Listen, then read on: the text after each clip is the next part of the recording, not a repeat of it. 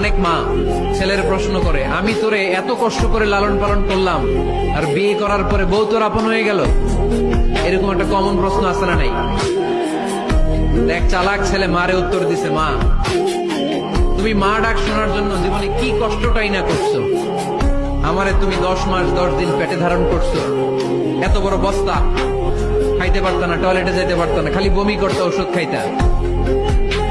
10 মাস পেটে ধারণ করলা, 2 বছর দুধ খাওয়াইলা, আমার পেশাব পায়খানা পরিষ্কার করলা।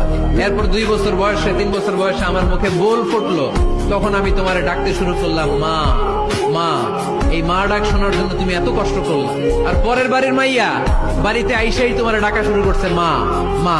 তো যেই লোক তোমারে মা ডাকে তারে আমি ভালোবাসবো না কেন মা? ঠিক কিনা?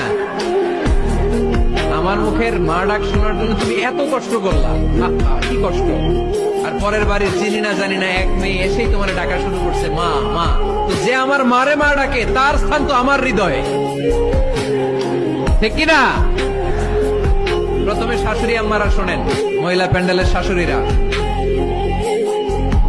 ছেলের বউয়ের উপর রাগ করেন না।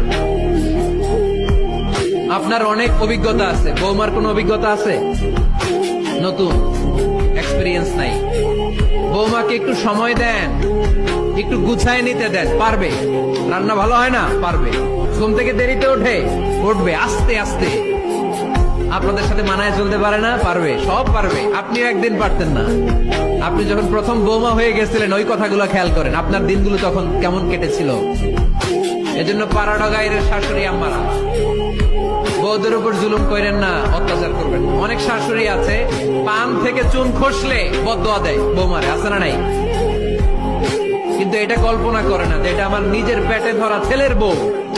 এই মেয়ের বদদোয়া দিলে তো আমার ছেলের পরিবারের ক্ষতি, আমার নাতি নাতনিদের ক্ষতি। এই কমন যোগ বিয়োগটা বুঝে না। কষ্ট দিবেন না বৌমাকে, খেয়াল রাখবেন। আপনি যদি আপনার বৌমাকে কষ্ট দেন, আপনার নিজের মেয়েটাও বৌমা হয়ে আরেক বাড়িতে যাবে।